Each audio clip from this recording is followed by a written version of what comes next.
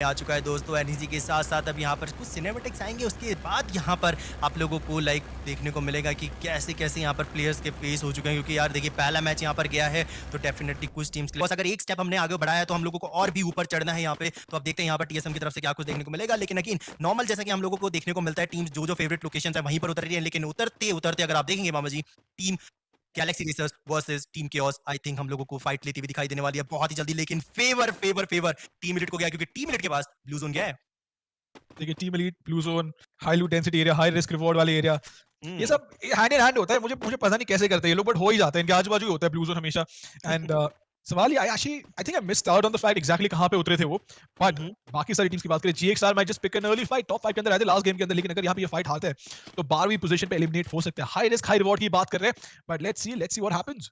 जी बिल्कुल, बखूबी हम जानते हैं कि यहाँ पर टीम केओस भी उतरना पसंद करती है सेंट्रल पे, और वहीं दूसरी तरफ अगर आप देखेंगे गैलेक्सी रेसर्स भी इसी एरिया में उतरना पसंद करती हैं। दोनों ही टीम बिल्कुल भी अपना ड्रॉप लोकेशन चेंज नहीं करती हैं। बखूबी यहाँ पर उनको पता है कि बस आज एफएफआईसी है, फाइनल है, ग्रैंड फाइनल यहाँ पर आप लोगों को देखने को मिल रहा है। सिर्फ 6 मैचेस होंगे जिसमें 2 मैचेस हमको प्रगति खेलने हैं। एंड प्रगति के अंदर अगर हम सेंट्रल पे जाते हैं तो हमारी क्रैश एंडिंग हो सकती है। लेकिन यहाँ पर बिल्कुल भी नहीं डरा जा रहा है, अपनी लोकेशन को यहाँ पर बिल्कुल भी लीव नहीं किया जा रहा है। मैं कहीं ना कहीं एक प्लेयर का इंटरव्यू देख रहा था कि जब उनसे पूछा गया कि भाई अगर आपके सामने कोई टीम उतरती है, आपकी फेवरेट लोकेशन पे उतरना कोई टीम पसंद करती है, तो आप अपना चेंज क्यों नहीं कर देते? क्योंकि आपको डेफिनेटली अगर आप उतरोगे, उनको सामने वाले को गन पहले मिल गई तो आपके लिए यहाँ पर प्रॉब्लम क्रिएट हो जाएगी, आपको यहाँ पर 0 पॉइंट के साथ लॉबी के लिए रवाना हो जाएगा। लेकिन उन्होंने पता है बहुत ही प्यार से जवाब दिया। उन्होंने बोला कि बस जब तक वो आएंगे तब तक हम मारेंगे, मरते रहेंगे, लेकिन हम अपनी जो कोशिश है बिल्कुल भी नहीं छोड़ेंगे, अपनी लोकेशन को हम बिल्कुल भी नहीं छोड़ेंगे। क्योंकि एक ना एक दिन ऐसा जरूर आएगा कि हम उस एरिया के यहाँ पर किंग बन जाएंगे और उस एरिया को टच करना दूसरी टीम्स के लिए काफी डिफिकल्ट साबित हो जाएगा। सामने वाली टीम को 2 बार सोचना पड़े कि क्यों उनकी लोकेशन पे हम जा रहे हैं। तो यस, कहीं ना कहीं यही सिचुएशन यहाँ पर हम लोगों को देखने को मिलती है कि टीम यहाँ पर अपनी लोकेशन बिल्कुल भी लीव नहीं करती, जबकि उनको पता है कि आज फाइनल है और फाइनल में एक छोटी सी गलती बहुत भारी पड़ सकती है। या बिल्कुल सही कहा कि फाइनल में एक छोटी सी गलती जो है वो बहुत भारी पड़ सकती है। लेकिन एट द सेम टाइम देखिए, मैं हमेशा कहता हूँ आप जो प्लान करके आते हो उसको एग्जीक्यूट करने पे फोकस कीजिए। कई बार होता है जब आप अपनी गलतियां ढूंढने की कोशिश कर रहे होते हो, you get so carried away in finding your mistakes कि आप हर एक छोटी छोटी चीज को भी ओवर एनालाइज करते हो। सिंपल सवाल होता है, जो आपने प्लान बनाया था क्या आपने उसको एग्जीक्यूट करने में गलती करी?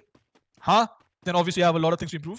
अगर ना, then it was not a problem with your execution. आपने गलती नहीं करी, जो प्लानिंग फेज था, जो आपका प्लान था, maybe that needs to change. कई बार होता है कि आपके बेसिक्स एकदम स्ट्रांग होते हैं। आप देखिए ट्रेड फ्लैगिंग, डिस्टेंस होता है प्लेयर्स के बीच में, जो कम्युनिकेशन होता है, इन-गेम कॉलिंग होती है, स्टार्ट कॉलिंग, वो सबसे ज्यादा इंपॉर्टेंट होती है। बट उसके पहले एक बार बात करते हैं करंट स्टैंडिंग्स के बारे में। LR7 on top at 17 points is a surprise to me at least. मैंने एक्सपेक्ट नहीं किया था। लेकिन बात करें TSM के बारे में, उनके पास है 15 पॉइंट, सेकंड पोजीशन पीवीएस उनके पीछे। टीम एलीट इज ऑन 6, तो मैंने बीच में हेड हंटर्स एंड ब्लाइंड को छोड़ा, but Galaxy racers in the position में 5 तक आए थे, उनके पास इतने ज्यादा पॉइंट्स नहीं है। बिल्कुल, उनके पास इतने ज़्यादा पॉइंट्स नहीं है, बट स्टिल अगर आप यहाँ पर देखेंगे LR7 के पास पिछले मैच में किल्स बहुत अच्छी थी, तो जिसका उनको बखूबी फायदा यहाँ पर हुआ है। टीएसएम यहाँ पर बूया निकालने के बावजूद यहाँ पर अगर आप देखेंगे उनके पास 15 पॉइंट्स हम लोगों को दिखाई दे रहे हैं, क्योंकि सिर्फ उनके पास 3 ही किल थी जो उन्होंने टीम एलीट के मेंबर्स को वाइप आउट किया था। उसके बाद उनके पास कोई किल नहीं आया और बाकी वो फिर सिर्फ अपने आप को हिल बैटल करने में बिजी उनको वहाँ पर मौका मिल गया। लेकिन अगेन यहाँ पर अब देखने वाली बात है कि बॉस यहाँ पर LR7 जो इन्होंने गैप बनाया है, नो डाउट गैप इतना ज्यादा नहीं है, लेकिन फर्स्ट पोजीशन जब आ जाती है आपके हाथ में तो कहीं ना कहीं प्रेशर भी उतना ही आ जाता है। और आपको पता होता है कि बस फर्स्ट पोजीशन है, हम लोग को सिर्फ प्लेसमेंट मेंटेन रखनी है। अगर हम प्लेसमेंट भी मेंटेन करेंगे तो आई एम श्योर कोई दूसरी टीम, बहुत रेयरली होता है कि उनके आसपास हम लोगों को आते हुए दिखाई देती है, स्पेशली अगर आप अच्छी किल्स के साथ बूया निकाल लेते हैं। एंड अगेन अगर आप देखेंगे तो LR7 वर्सेस ऑरा स्पोर्ट्स हम लोगों को यहाँ पर जरूर दिखाई दे रही है, और ऑरा स्पोर्ट्स के मेंबर को यहाँ पर डाउन एंड कंफर्म भी कर दिया गया LR7 के मेंबर के द्वारा। सो अब देखने वाली बात है कि LR7 की जो ये इंजन स्टार्ट हुआ है, क्या वो यहाँ पर रुकने का नाम लेगा या फिर यहाँ पर धमाल मचा के निकलेगा? जी, आप देखेंगे कि यार ये जो इंजन है वो चलते रहेगा। देखिए मोमेंटम बहुत ज्यादा इंपॉर्टेंट है। मैं जब स्लो शुरुआत करती है टीम में उनको डीजल इंजन बोलता हूँ। सर्दी की सुबह कभी आपने कोशिश करी है डीजल इंजन शुरू करने की, तो आपको पता होगा कितनी ज्यादा मेहनत लगती है। So lot teams roll on momentum, धीरे-धीरे शुरुआत करते हैं and then towards the end flow बन जाता है। मतलब कोई भी टीम आ जाए फर्क नहीं पड़ता। So let's see we get to see that today. But in the mean time बात करूंगा जीएक्सआर के बारे में। They very very close to one more team जिनके साथ उनकी फाइट हो सकती है। अब देखना ये है क्या वो फाइट पिक करते हैं, आधे ट्राई अवॉइड इट, क्या वो टॉप 5 के अंदर वापस आने की कोशिश करेंगे और क्या अप्रोच रहा है। मुझे लगता है कि आज they not really focusing on kill points, at least ऐसा लगा नहीं पहली गेम देखे। ऑब्वियसली मुझे स्ट्रैटेजी तो पता नहीं because I was not with them, but जितना हमने देखा है आई बिलीव वो फोकस कर रहे बैलेंस गेम प्ले के ऊपर instead of just going YOLO all guns blazing.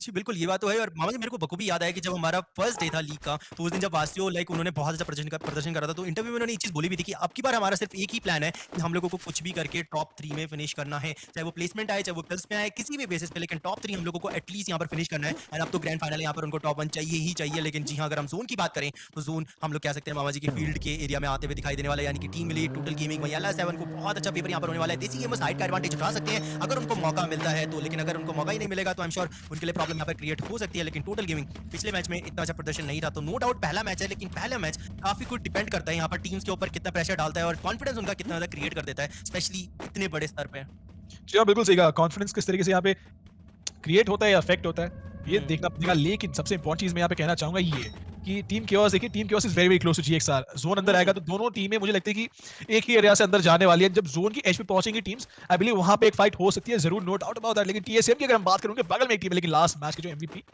एक किल के साथ, देखिए अब कभी-कभी लगता है हमने सब कुछ देख लिया, बट एक किल के एमवीपी भी देख लिया आज।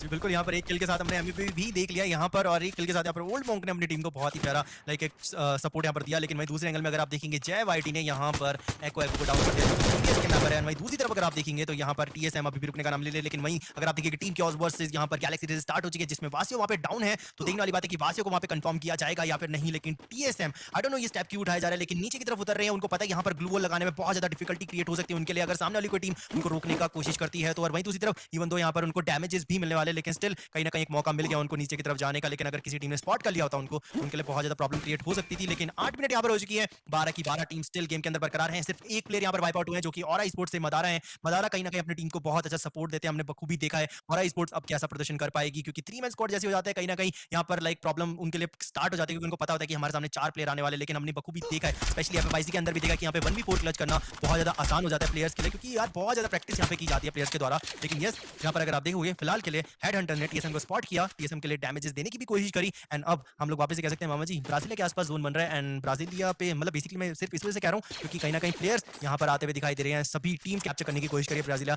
एंड हम बखूबी जानते हैं जो टीम पहले आ जाती है उनके पास एक अच्छा फेवर आ जाता है। बिल्कुल सही कहा। एंड मैं भी बस I was just looking at all the pictures of the players. यहाँ पे पहले जोन की बात करेंगे, जोन के बाहर है टीम के, उसमें कहा था वो जैसे अंदर जाने की कोशिश करेंगे उनके साथ एक भिड़ंत हो सकती है। लेकिन isn't this feeling like a festival of sorts today? आज ऐसे जिस तरीके की एक्साइटमेंट है ग्रैंड फाइनल्स के लिए, देखिए फ्री फायर इंडिया चैंपियनशिप का तीसरा एडिशन है इन टोटल ये। लेकिन सबसे इंपॉर्टेंट चीज है कि पहली बार कास्टर्स यहाँ पे स्टूडियो के अंदर आए, but honestly it feels like a completely different atmosphere. लग रहा है कि नहीं, there is an actual celebration going on. अब इमेजिन करिए कि यार जिस दिन कभी भी 1 साल बाद, 2 साल बाद, 3 साल बाद, जब भी पहला लैन होगा, ऑडियंस होगी, 5,000, 10,000, 15,000 लोग होंगे अरीना के अंदर, क्या ही माहौल होगा।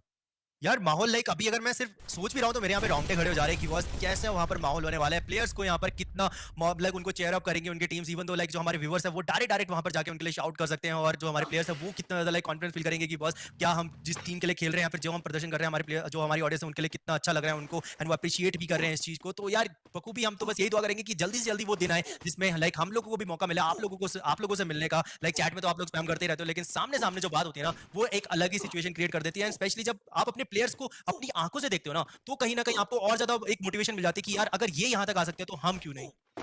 हाँ, बिल्कुल सही कहा। अगर ये यहाँ पे आ सकते तो हम क्यों नहीं आ सकते। एंड आई बिलीव जो फ्री फायर स्टोरीज है, हमने बात करी नीरज चोपड़ा के बारे में, obviously there is no comparison, absolutely no comparison. लेकिन यार अगर वो कर सकते हैं तो आप क्यों नहीं कर सकते? Every child who ever had a dream, इससे बड़ा एग्जांपल नहीं हो सकता। बट चलिए फोकस करते हैं मिनी मैप की ओर हमारा और देखते हैं। मैंने कहा था टीम केओस जीएक्सआर को जो रोटेशन होने वाला है एक सिमिलर रूट से होने वाला है। अब जिपलाइन तो लेंगे नहीं क्योंकि बहुत ज्यादा मुश्किल होने वाला है, पानी के थ्रू जाएंगे तो भी दिक्कत होगी, ब्रिज बहुत ज्यादा दूर है।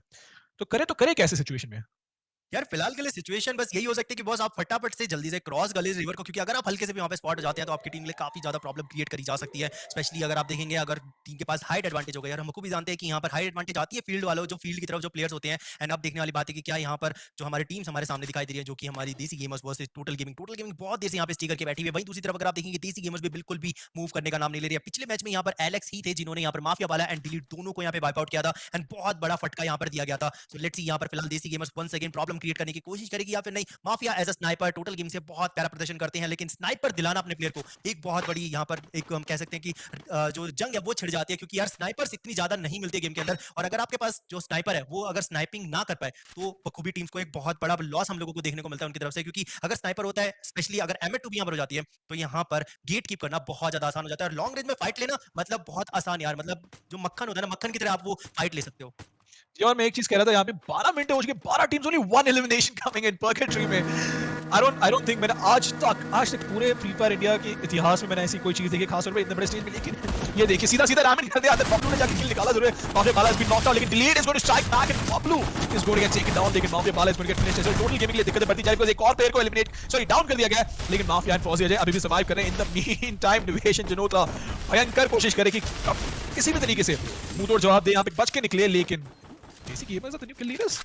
जी बिल्कुल उन्होंने यहाँ पे थर्ड पार्टी करी है, थर्ड पार्टी का उनको फायदा यहाँ पर हुआ, लेकिन इग्नाइट करने के माफिया के द्वारा बहुत ही प्यारा डिसीजन। लेकिन पीछे से यहाँ पर एलेक्स आएंगे, माफिया को यहाँ पे डाउन किया जाएगा। इसी के साथ साथ अगर आप देखेंगे यहाँ पर रिस्पॉन्स सेकंड रिवाइव होते हुए 3 के लिए यहाँ पर उठा ली गई है। अगर आप देखेंगे प्लान जी कहीं ना कहीं यहाँ से गाड़ी लेके निकलने की कोशिश करें, क्योंकि इकलौते प्लेयर आई थिंक यहाँ पर बचे अपनी टीम से, एंड वो बखूबी नहीं चाहते हैं कि यहाँ पर 12th पोजीशन पे एलिमिनेट हुए, जिसमें सिर्फ उनके पास आई थिंक 1 या 2 ही किल होने वाले, लेकिन डेज़ी गेमर्स यहाँ पर ब्लाइंड स्पोर्ट्स के ऊपर काफी ज्यादा प्रॉब्लम क्रिएट कर सकते हैं, स्पेशली जिनोत्रा। एंड वही दूसरी तरफ अगर आप देखेंगे आई थिंक निवेश थे जो वहां पर बचे थे, लेकिन टीम केओस के मेंबर्स यहाँ पर एलिमिनेट होते हुए दिखाई दे रहे हैं। ये कहीं ना कहीं हम लोगों को अक्सर देखने को मिलता है टीम केओस की तरफ से कि वो जो जोन प्रेडिक्ट करना लाइक या जोन को जल्दी कैच करना उनके लिए काफी डिफिकल्ट क्रिएट हो जाता है। लेकिन वही दूसरी तरफ अगर हम देखेंगे टीएसएम फिलहाल यहाँ पर फाइट लेते गैलेक्सी रेसर्स के साथ, गैलेक्सी रेसर्स के लिए प्रॉब्लम यहाँ पे क्रिएट करी जा रही है। यहाँ पे इग्नाइट ओके एक्सडी यहाँ पे एक्चुअली सामने थे जिनको यहाँ पे डाउन कर दिया जाएगा, इवन दो किल भी यहाँ पर कंफर्म कर दी जाएगी, एंड गैलेक्सी रेसर्स के लिए यहाँ पर प्रॉब्लम बरकरार है क्योंकि एक लौते प्लेयर्स को यहाँ पर बचे रहेंगे और टीएसएम को बखूबी पता है कि वो लास्ट प्लेयर कहाँ पर है। जी बिल्कुल सही कहा आपने, लेकिन बात करें यहाँ पे हंटिंग के बारे में, गैलेक्सी रेसर्स इन द मीनटाइम मैंने जो पहली फाइट देखी मैंने कहा था कि वो 12th पोजीशन पे शायद एलिमिनेट हो सकते हैं, that happened. This is going to be a big shot क्योंकि देखिए ये दूसरी गेम, इसके बाद 4 और गेम्स है और 2 बुया तो उनको निकालने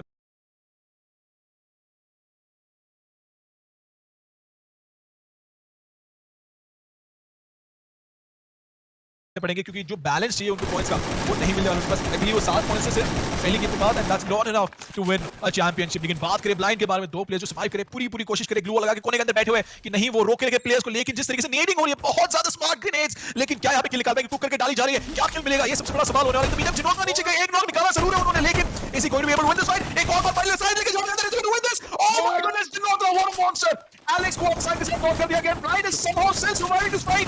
how is this happening bro? उन्होंने यहाँ पे 3 प्लेयर को डाउन कर दिया, एक लौते प्लेयर इंसेन यहाँ पर बचे हुए हैं। ये प्लेयर क्या ही गेम दिखाता है ब्रो, बिल्कुल नहीं डरा ये कि सामने की तरफ इनके पास 4 प्लेयर है जो कि इनको प्रॉब्लम क्रिएट कर सकते हैं, बट ऐसा नहीं हुआ। देसी गेमर्स जो 4 स्क्वाड के साथ दिखाई दे रही थी उनका पूरा रुख पलट के रखते हैं यहाँ पर जिनोत्रा ने, एंड इसी के साथ अगर आप देखेंगे अभी भी यहाँ पर का नाम ले रहे हैं जिनोत्रा, 1 मैन आर्मी कहीं ना कहीं हम इस प्लेयर को दे सकते हैं टैग, एंड यस यहाँ पर बखूबी उन्होंने साबित भी कराया। और अगर वो लास्ट प्लेयर भी वाइप आउट हो जाता है वो फाइनल में 1v4 क्लच उन्होंने यहाँ पर करके दिखा दिया ऑलमोस्ट को। यार शब्द कम पड़ जाए ऐसी मोमेंट देख के, क्योंकि आप जितना ज्यादा प्रेशर होता है, उन्होंने बोला देखो मेरे सामने बहुत सारे प्लेयर्स है, वो शील्ड के अंदर बैठे, मैं क्या करूं, क्विक थिंकिंग, बहुत ज्यादा डिसाइडेड थे, कॉन्फिडेंस बहुत ज्यादा था उनके अंदर, साइड लेके चले गए अंदर, उनको फर्क नहीं पड़ता, मेली वेपन लेके चले गए एंड सीधा हल्ला बोल हमला कर दिया, and he actually came out on top which is incredible. This is 1 in a million sort of fight, क्योंकि जब आप आउट नंबर्ड होते इकलौते प्लेयर होते तो उसके ऊपर आपके पास शॉटगन है, शॉट किल्स निकाल सकते, लेकिन शील्ड भी थी आपके सामने, तो is this insane. But in the meantime यहां पे एक और फाइट हो रही है, चलिए उसके ऊपर फोकस करेंगे, बट योगी और इन्होंने राधा ठाकुर को वहां पे नॉक कर देंगे। बट बात करना चाहूंगा हेड हंटर्स के बारे में, जिनके पास सारे के सारे प्लेयर्स जिंदा है, लेकिन पीवीएस आपको देख नहीं लगा थोड़ा एग्रेसिव खेले यहाँ पे? बिल्कुल यहाँ पर दिखाई जरूर दे रहा है क्योंकि यार उनके पास एक हम कह सकते हैं कि एक फेवर है, हाइट का एडवांटेज आप यहाँ पे कह सकते हैं, लेकिन यस यहाँ पर अगर आप देखोगे तो टीम लीड भी जस्ट उनके बगल में, हेड हंटर्स जस्ट ऊपर की तरफ आने की कोशिश करिए पीवीएस के साथ, कहीं ना कहीं हम कह सकते हैं बहुत जल्दी फाइट हो सकती है। विशाल LS7 से इकलौते मेंबर यहाँ पर बचे जरूर है, रोहित यहाँ पर एज अ स्नाइपर बहुत ही प्यारा वर्क करते हुए सामने की तरफ प्लेयर ने दोनों की शील्ड जरूर डाली है, बट आई थिंक वो जल्दी ब्रेक हो जाएगी। लेकिन अब यहाँ पर अगर आप देखोगे पीवीएस गेट कीप करने की कोशिश करिए, गेट कीप करने में सक्षम होगी, यहाँ पे नहीं दिया योगी एंड शिव 2 प्लेयर्स को डाउन करने में सक्षम हो जाएंगे। हेड हंटर्स देखते ही देखते अपने 2 प्लेयर्स को यहाँ पे लूज कर देंगे। भाई दूसरे एंगल की अगर बात करें यहाँ पर 6 वाइटी इकलौते प्लेयर बचे हुए थे उनको भी वाइप आउट कर दिया जाएगा, एंड टीएसएम भी लॉबी के लिए रवाना हो जाएगी। और यस 8 पोजीशन पे हेड हंटर्स भी यहाँ पर लॉबी के लिए रवाना होने वाली है। पीवीएस में 9 किल्स इस गेम के अंदर बरकरार है, 4 मैच स्क्वाड यहाँ पर है, बहुत अच्छा फेवर उनके पास होने वाला है। अगर वो यहाँ पर बुया निकालते हैं इस मैच में एक बहुत अच्छा गैप यहाँ पर बना सकती है। एंड यस अगर आप देखेंगे 7 टीम 16 प्लेयर्स इस गेम के अंदर बरकरार हैं। अब देखने वाली बात है यहाँ पर कितनी देर तक और टिक पाएंगे प्लेयर्स, लेकिन LS7 के जो लास्ट प्लेयर बचे थे विशाल उनको भी लॉबी के लिए रवाना कर दिया जाएगा। लेकिन अगेन वहां पर टीम मिले अभी फिलहाल गेम के अंदर बरकरार है, एक भी किल उनके पास है। आइकॉनिक ने यहाँ पर लॉन्च थ्रो करा जिसमें निवेश को पकड़ा गया है, निवेश वहां पे डाउन एंड कंफर्म कर दिए गए। वही दूसरे एंगल पे अब देखने वाली बात है कि जो हमारे जिनोत्रा है वो कितनी देर तक यहाँ पर टिकेंगे, लेकिन टीम मिलेट को पता है कब क्या डिसीजन लेना है। इसी के साथ पहुंचिए जी माइंड का शिकार हो जाएंगे और लॉबी के लिए रवाना होना होगा। जी हाँ बिल्कुल सही कहा आपने, बट एक चीज जरूर यहाँ पे कहना चाहूंगा कि जो फाइट्स हो रहे हैं खास तौर पे आखिरी 3 में जो फाइट्स हुए इट्स बीन इनसेन। बट जिनोत्रा यहाँ पे देखिए 2 ग्लूअर्स लगाई, but the question is now can he stay alive, because जितना ऊपर आया के गए हमने एक्सपेक्ट नहीं किया था। इन द मीन एको को देखिए पीछे से जोन तो धक्का दे रहा है सामने वाली टीम को, लेकिन ग्लू लगा के कोई मतलब नहीं, आनंद को भी नॉक कर दिया, ओह दैट वाज क्लोज, लेकिन 4 अननोन को यहाँ पे एलिमिनेट कर दिया जाएगा। पीवीएस आई बिलीव 12 किल्स उनके पास, जी बिल्कुल 12 किल है। और इसी के साथ-साथ यहाँ पर जिनोत्रा यहाँ पर एलिमिनेट होना पसंद करेंगे, लेकिन वही दूसरी तरफ आइकॉनिक लॉन्चर थ्रो करेंगे जिसमें एको है पर रोहित एंड शिव दोनों 3 प्लेयर एक्चुअली यहाँ पे डाउन हो जाएंगे। एक लॉन्चर प्लेयर है उसके बाद आइकॉनिक का ग्रेनेड आएगा और 1v4 क्लच यहाँ पर कहीं ना कहीं हम कह सकते हैं। एंड टीम मिलिट ने जो खात्मा किया है बॉस इस गेम में, इनक्रेडिबल स्पेशली आइकॉनिक के द्वारा। क्या कहना चाहेंगे बम्बा जी? honestly look, I can explain the situation in a lot of ways, but देखिए सामने वाली टीम के पास 12 किल्स थे, उनके पास मोमेंटम था, लेकिन एक ग्रेनेड आई बिलीव एक आध प्लेयर नॉक होके भी पड़े हुए थे, if I'm not mistaken, grenade launcher से ग्रेनेड फेंकी 3 प्लेयर्स को नॉक कर दिया